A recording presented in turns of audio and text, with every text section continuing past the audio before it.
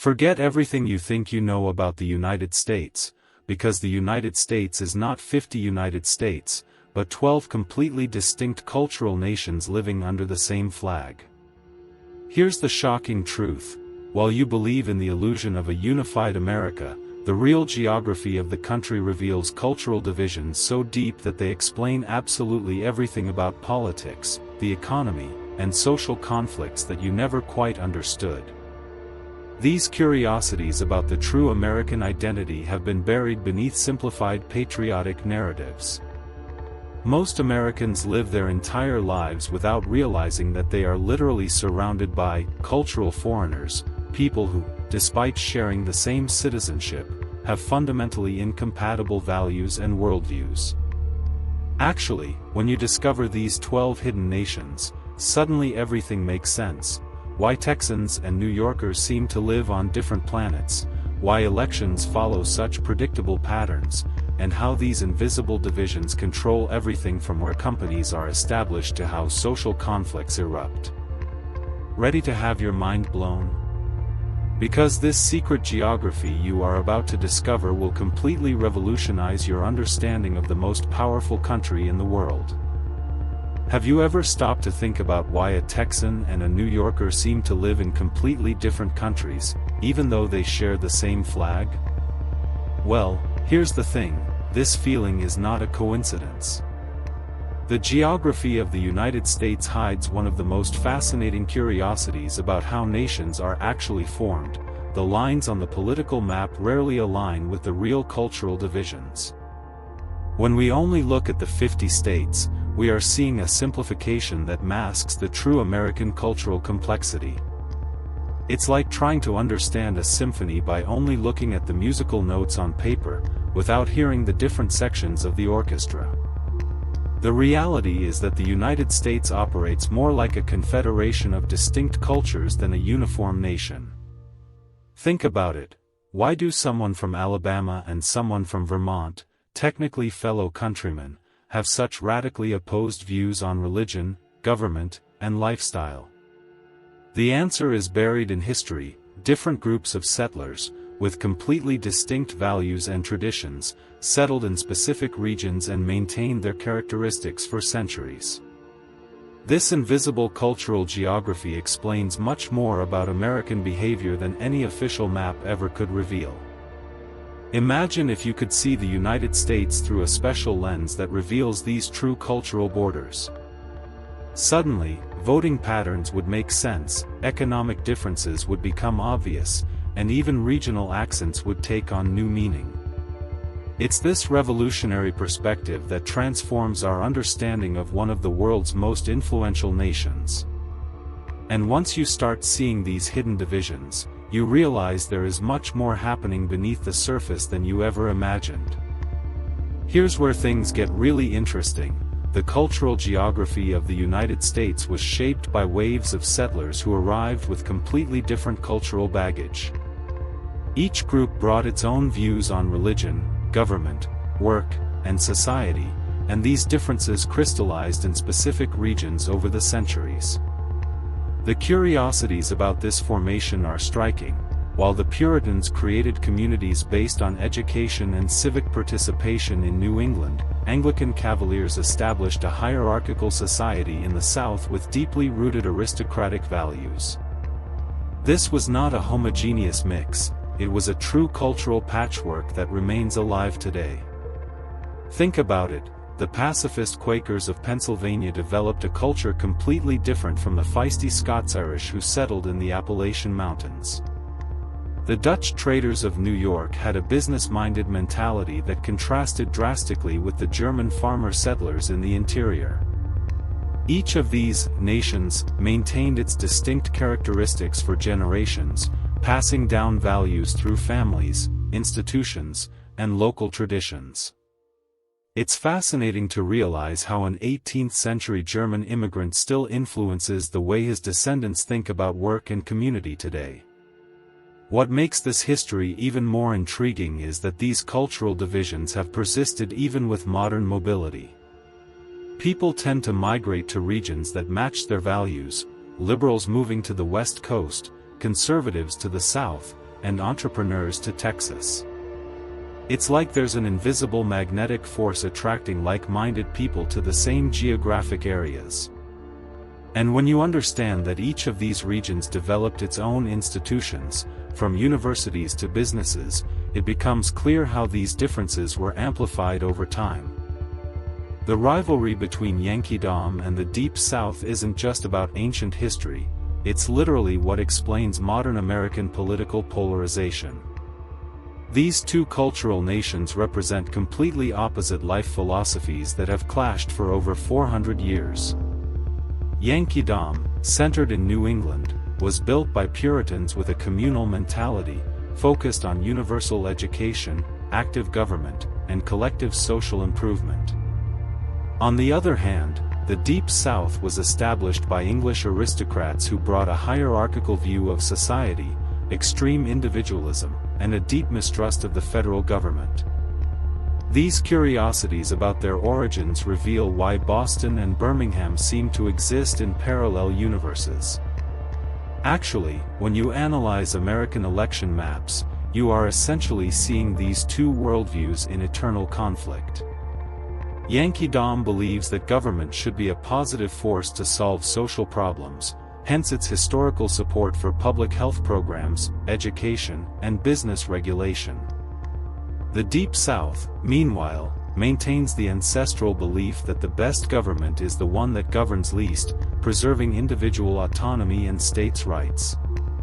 This cultural geography explains why Massachusetts always votes Democrat and Alabama always votes Republican, regardless of the specific candidates. The fascinating aspect is how these differences manifest even in the details of daily life. In Yankeedom, you find robust public libraries, well-funded public transportation, and communities organized around central squares. In the Deep South, the emphasis is on churches as community centers, extensive private property, and family traditions passed down through generations. When politicians talk about American values, they are usually defending the worldview of one of these cultural nations. And this leads us to understand why other regions of the United States have developed their own unique responses to this fundamental conflict. When Americans pushed westward, they didn't just cross geographical boundaries, they created entirely new cultural nations with mindsets that would have been unrecognizable to their Eastern ancestors. The Far West emerged as a culture of extreme individualism and self-sufficiency, forged by the need to survive in hostile territories where the federal government was thousands of miles away. This brutal geography produced one of the most interesting curiosities of the United States, a region where libertarianism isn't a political theory, but a practical survival necessity. Cowboys, miners, and farmers developed a do-it-yourself mentality that still persists today in Wyoming, Montana, and parts of Colorado. But here's where it gets really interesting: the left coast developed a completely different philosophy, even though it was also a result of the westward expansion. Californians, especially, created a culture of constant innovation and social experimentation that combines extreme entrepreneurship with social progressivism. Think about it, Silicon Valley couldn't have emerged anywhere else.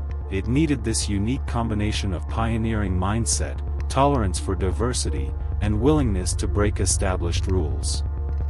The geography of the West Coast, with its natural harbors and favorable climate, attracted immigrants from around the world, creating a cultural melting pot that values change and adaptation over tradition.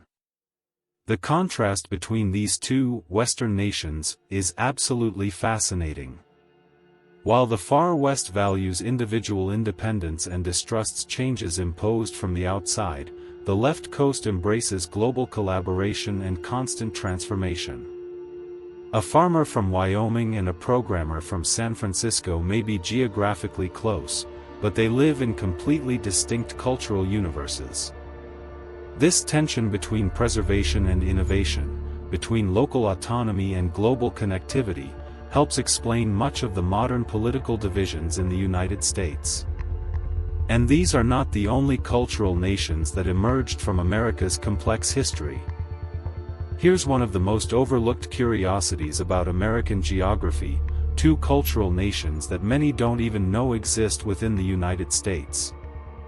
New France, centered in Louisiana but extending through the Mississippi Valley, maintains a Catholic, community-oriented, and tolerant mindset that completely contrasts with the dominant Anglo-Saxon Protestantism.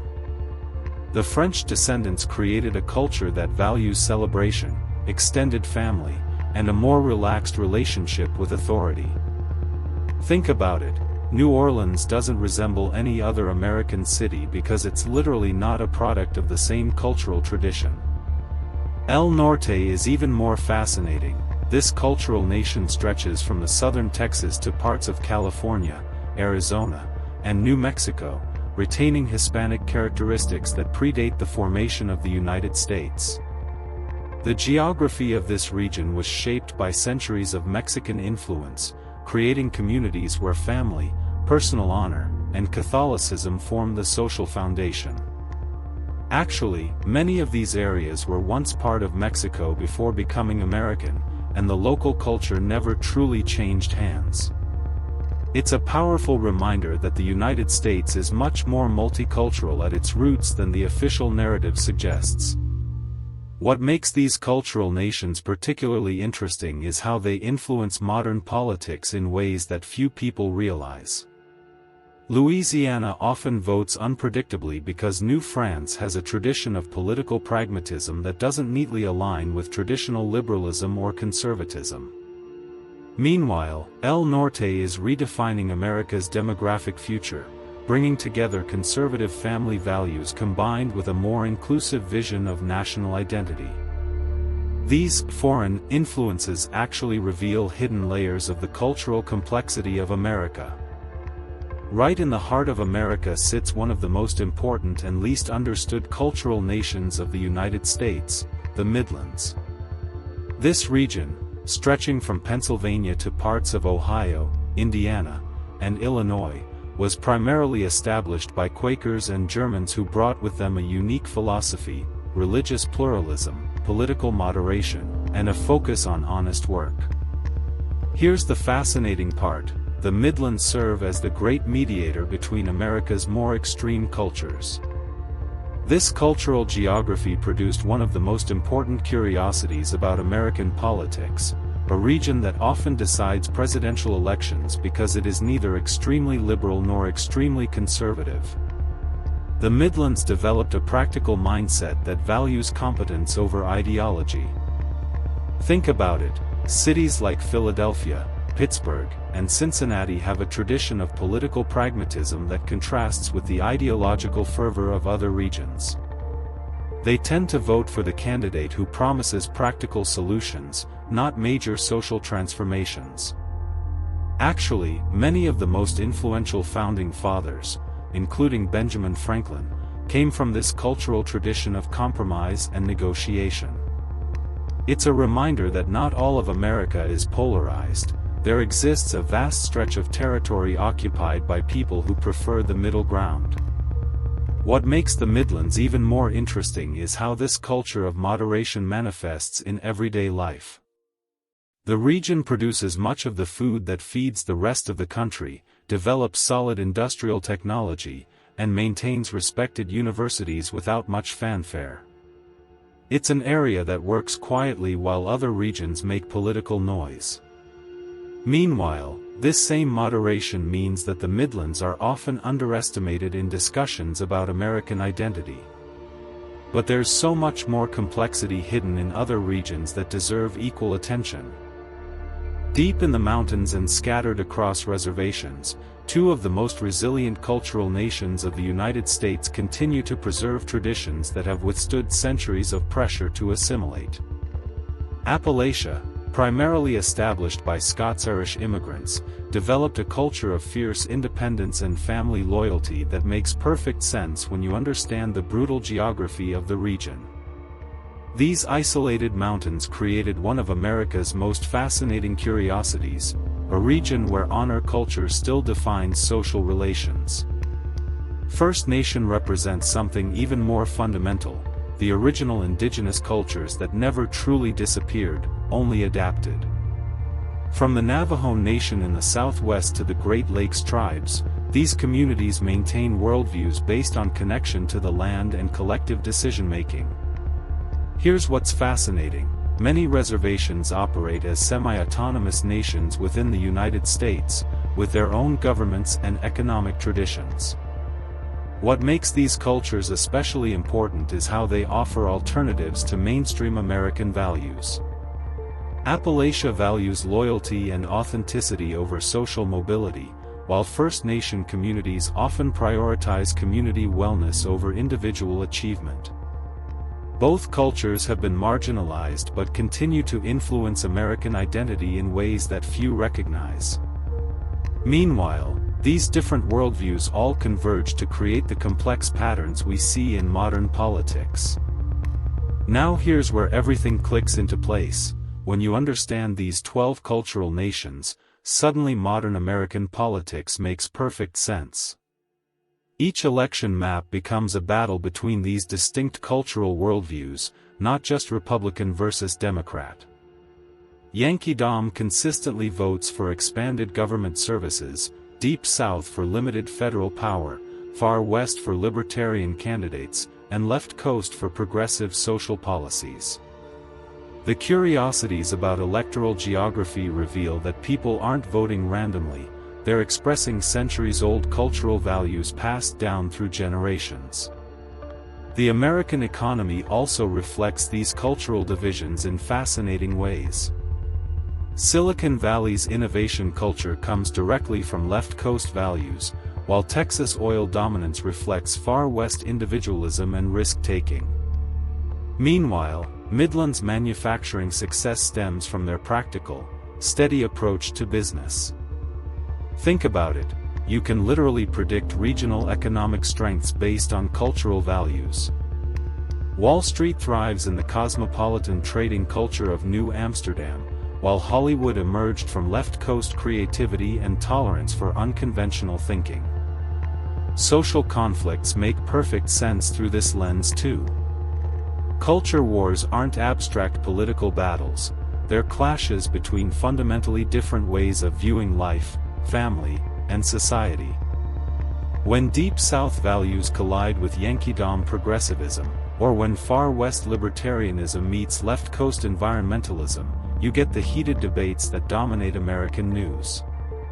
Actually, most Americans don't realize they're not arguing with fellow citizens who simply disagree, they're arguing with people from completely different cultural nations who have different definitions of what America should be. Now that you've discovered the hidden truth about America's 12 cultural nations, here's the million-dollar question: what are you going to do with this knowledge? Because understanding these cultural divisions isn't just intellectual curiosity, it is literally the key to navigating American society, business, and relationships like an insider. Think about it. While others continue confused about why Americans behave so differently across regions, you now have the secret map that explains everything. These curiosities about American cultural geography can transform how you approach investments, career moves, or even where to choose to live. But here's what really matters: are you going to use this knowledge to build bridges or create more division? Can you identify which cultural nation you truly belong to, beyond just your state borders? Maybe it's time to question: have you been living authentically according to your cultural values, or have you been trying to fit into a generic version of Americanness that never really existed? These aren't just academic questions, they're the foundation for understanding your own identity within this complex cultural landscape. So what's your next move?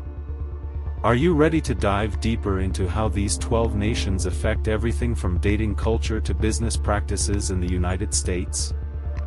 Don't let this knowledge just sit there. Like, share, and subscribe to this video so more people can discover this hidden truth about the United States.